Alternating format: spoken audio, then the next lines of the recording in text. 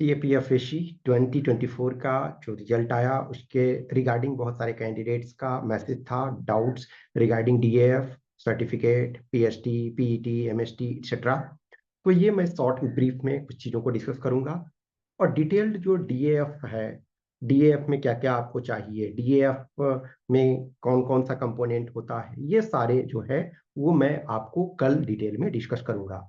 आज कुछ एस्पेक्ट्स हैं जिसको मैं डिस्कस कर रहा हूँ। खास करके ये प्रॉब्लम जो कैंडिडेट्स फर्स्ट टाइमर होते हैं उनके लिए ये इशू ज़्यादा होता है, तो मैं उसको डिस्कस करूंगा। देखो, जो अब आपका रिजल्ट आया, तो आज आपको कुछ भी अभी नहीं करना है। आपका डीएफ जो एक्टिवेट उसका होगा तो आपको इंफॉर्मेशन मिल जाएगा, और मैं अपडेट भी आपको करूंगा। तो अप्रोक्सीमेट अभी आज जो है रिजल्ट आया है, तो अभी टाइम लगेगा थोड़ा सा, आज 24 है। अप्रोक्स अप्रोक्स में कर रहा हूँ, हो सकता है पहले भी आ जाए, लेकिन अप्रोक्स जो है 10 अक्टूबर के आसपास आपको डीएफ मिल सकता है, या उसके पहले भी। तो मे भी हो सकता है 10 अक्टूबर के करीब करीब आपको स्टार्ट हो जाएगा डीएफ फिल करना। डीएफ फिल करने के लिए आपको करीब 10 डेज के आसपास का विंडो मिलता है, 10 डेज के आसपास टाइम मिलता है। अब उसमें से जैसे एक कैंडिडेट ने अभी थोड़ी देर पहले मैसेज किया था कि रजिस्टर करना, इसका मतलब देखो नॉर्मली क्या होता है, जो कैंडिडेट्स अब रिटेन क्वालिफाई हो गए हैं तो रजिस्टर वही कैंडिडेट कर पाओगे जो रिटर्न क्वालिफाई है। तो आप अपने रोल नंबर डालोगे, डेट ऑफ बर्थ डालोगे, तो पहले आप अपने को रजिस्टर करोगे, यानी कि आपका यूजर नेम और पासवर्ड होगा। फिर उसके बाद आप अपना डिटेल फिल करोगे। तो वंस आपने रजिस्टर कर दिया, वंस आपने रजिस्टर किया, उसके बाद आप अपने डिटेल डालोगे। डिटेल डालने का यहाँ मतलब होता है, जैसे जब आपने फॉर्म भरा था तो वहाँ फोर्थ प्रेफरेंसेस नहीं मांगा गया था, वहाँ आपसे नहीं मांगा गया था कि आपकी हॉबीज क्या है। बहुत डॉक्यूमेंट सबमिट आपको नहीं करने के लिए, डॉक्यूमेंट सबमिट के तौर पे आपने एक जो आईडी था वो उसको आपने किया कि जो आईडी प्रूफ आप दे रहे हो। लेकिन अभी आपको डिटेल में जो है आपके सर्टिफिकेट भी जमा करने पड़ेंगे। तो जो डेट है वो करीब 10 अक्टूबर के आसपास अप्रॉक्स में भी हो सकता है, 2-4 दिन पहले आ जाए, 2-4 दिन लेट आए, लेकिन वो उसी आसपास आएगा और 10 डेज का विंडो आपको मिलेगा। डिटेल एप्लीकेशन फॉर्म को आपको ध्यान से भरना है, जैसे इसमें लैंग्वेज आपको पूछा जा रहा है, मदर टंग आपको पूछा जाता है, कौन कौन से लैंग्वेज आप जानते हो, लास्ट जो आपके कौन कौन से यूपीएससी के एग्जाम में अपियर हुए हो आप उसके डिटेल दो हुए। ठीक है, तो बहुत सारी चीजें रहती है, उसको मैं आपको दूंगा। खास करके हॉबीज वगैरह जो हैं, एक्स्ट्रा करिकुलर एक्टिविटीज, अचीवमेंट्स आपके, ये सारे आपको पुट करना है, तो मैं आपको दिखाऊंगा। और मैं ऑब्वियसली बात है कि जैसे कुछ मैं सपोज करो एक जनरल कैंडिडेट का दिखा दूंगा, एक रिजर्व कैटेगरी का दिखा दूंगा। तो जनरल वाले में थोड़ा सबसे कम डॉक्यूमेंट्स किसको चाहिए, जनरल कैंडिडेट वाले को। रिजर्व में होते हो थोड़ा आपको ज्यादा चाहिए। फिर जो आप एक सर्विसमैन हो उनको थोड़ा ज्यादा चाहिए। फिर आप सेंट्रल गवर्नमेंट सिविलियन एम्प्लॉय है तो थोड़ा आप ज्यादा चाहिए। जनरल कैंडिडेट्स जो हैं उनको सबसे कम चाहिए। फिर रिजर्व कैटेगरी में होते हो तो आपको अपने ग्रुप का भी सर्टिफिकेट जमा करना पड़ता है। तो वो सारी चीजों को मैं बताऊंगा। तो 10 डेज के आसपास का विंडो रहेगा। अब रही सर्टिफिकेट की बात, तो देखो जो कैंडिडेट सर्टिफिकेट, जो सपोज करो रिजर्व लिस्ट में आप यदि हो, सॉरी रिजर्व कैटेगरी में हो, तो आपको अपने कम्युनिटी सर्टिफिकेट प्रेजेंट करना पड़ेगा। लेकिन वो कम्युनिटी सर्टिफिकेट जो फॉर्म फिल करने का, जो वो आपने एग्जाम रिटन एग्जाम से पहले वाला जो फॉर्म फिल किया था, वो उसके लास्ट डेट से पहले वाला होना चाहिए। लेकिन एजुकेशनल क्वालिफिकेशन वाला जो सर्टिफिकेट है वो आपका डीएफ फिल करने से लास्ट डेट के पहले आपके पास प्रूफ होना चाहिए।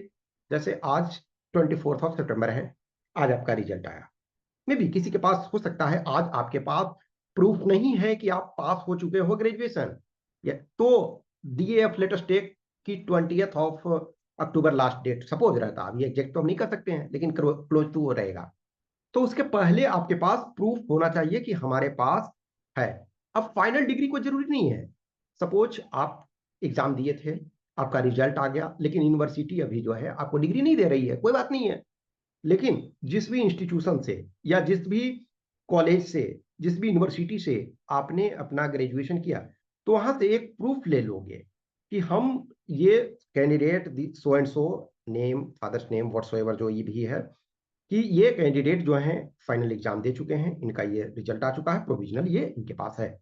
तो वो प्रोविजनल क्या है, एक अपना वो कंप्यूटर पर टाइप करके भी दे सकते हैं। तो आपके पास बस प्रूफ होना चाहिए कि आप पास हो चुके हो, यानी आप इलिजिबल हो।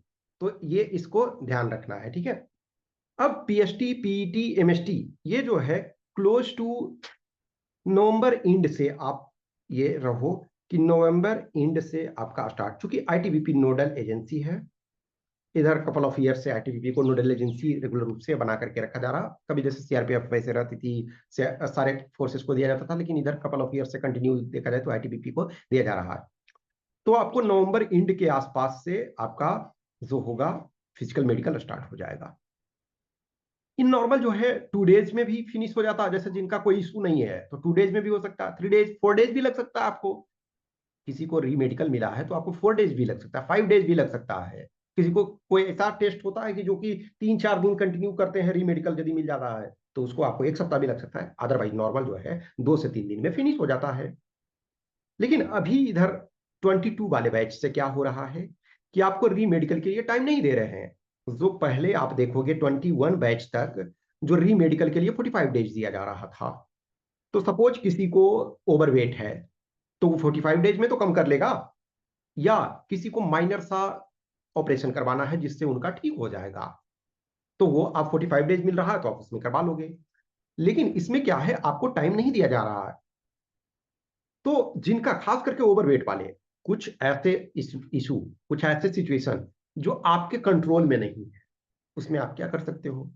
अब जैसे किसी के आई में प्रॉब्लम है, किसी को सपोज ब्लड प्रेशर पे है, या किसी का बॉडी में कोई इंटरनल डिफेक्शन है जिसको आप नहीं जानते थे, और आपके normal day to day life में उससे कोई प्रभाव नहीं पड़ रहा, लेकिन वहां आप टेस्ट करवाने गए, आपको कुछ निकल गया।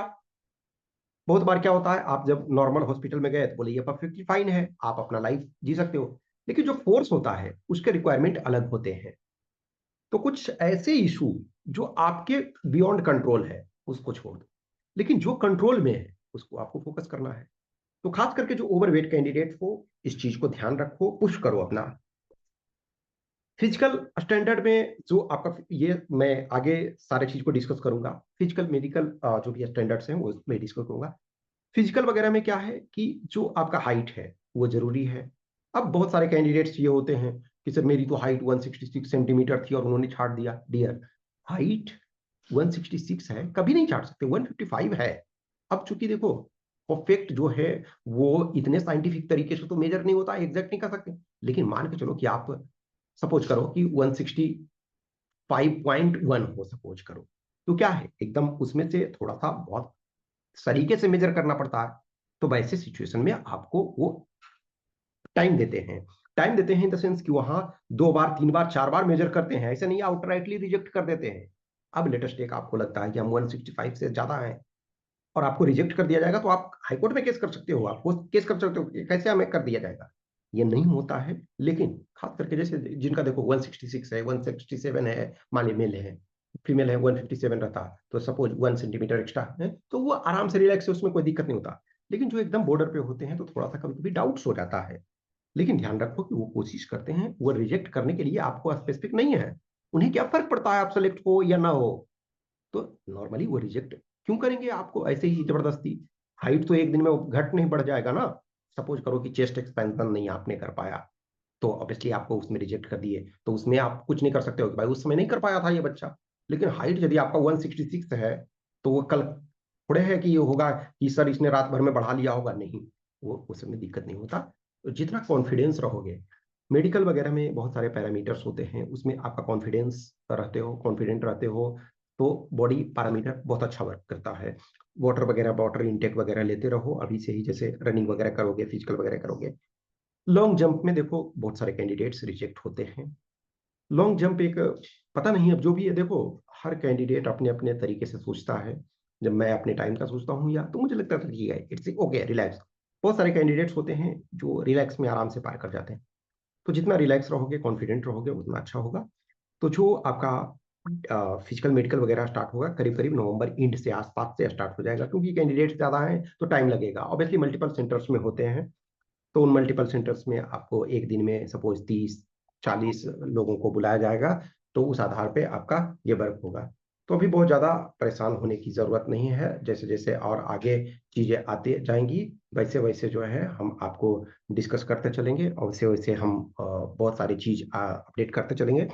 जो डिटेल एप्लीकेशन फॉर्म वगैरह है, तो उसका मैं कल आपको डिटेल में दिखाऊंगा कि हाँ ये डीएफ है। खास करके जो फर्स्ट अटेम्प्टर होते हैं, फर्स्ट टाइमर होते हैं, वो उनके पास उनके से थोड़ा उनको प्रॉब्लम होता है। जो सेकेंड टाइम थर्ड टाइम्स होते हैं, तो उनके लिए तो कोई दिक्कत नहीं है, उनको तो पता है। लेकिन फिर भी मान लीजिए किसी का सेकंड अटेम्प्ट है, आपने पहले अटेम्प्ट में कुछ मिस्टेक्स कर दिया, तो उसको इस बार नहीं करना है। और कॉन्फिडेंस रखना है। ये अब एक तरह से आप टॉप 3% में आ गए हो अपने रिस्पेक्टिव ग्रुप में। तो अब जो भी आप जिस भी कंडीशन में हो, आपको पुश करना है। आप जानते हो ऑलरेडी कि इंटरव्यू में भी बहुत मायने रखता है। बहुत सारे ऐसे कैंडिडेट्स हैं जिनका इंटरव्यू के कारण सिलेक्शन हो जाता है। क्यों? क्योंकि उनका रिटर्न में खराब है, लेकिन इंटरव्यू में उनका अच्छा आ गया। कुछ ऐसे कैंडिडेट्स हैं कि जिन्होंने रिटर्न में ठीक ठाक किया था रिलेटिवली, लेकिन इंटरव्यू में बहुत खराब किए, उसके कारण उनका नहीं हो पाया। तो जो अब आप है, जो भी क्वालिफाई हुए हो, अपना बेस्ट दो। क्योंकि देखो, इसमें से आधे कैंडिडेट तो करीब करीब आधे हैं, वो फिजिकल मेडिकल में बाहर हो जाएंगे, कुछ जाएंगे ही नहीं, कुछ का डिग्री नहीं कंप्लीट होगा, कुछ का कुछ इशू होगा, कुछ का कुछ। तो इस वजह से जो भी हो, जो भी जाओगे, रिलैक्स रहो, कॉन्फिडेंट रहो, और प्रिपरेशन स्टार्ट करो। अपना फिजिकल मेडिकल का थोड़ा पुश करो। कुछ डाउट्स में थे कि बॉर्डर पे थे, होगा नहीं होगा, होगा तो स्टार्ट करेंगे, तो अब तो एटलीस्ट हो गया। अब आपको लगता है कि हाँ, तो क्लियर करो। और जो भी क्वेश्चंस क्यूरी डाउट्स होता है, तो उसको पुट करो। मैं धीरे धीरे करके जब भी इशू आते हैं, तो मैं फिर अपडेट करता हूँ। तो कुछ को इशू होगा तो आप कमेंट बॉक्स में कमेंट कर सकते हो, या इस व्हाट्सएप नंबर 8527146498, या टेलीग्राम नंबर 7404909669 पे मैसेज कर सकते हो, और I will keep updating about further process. Okay, thank you.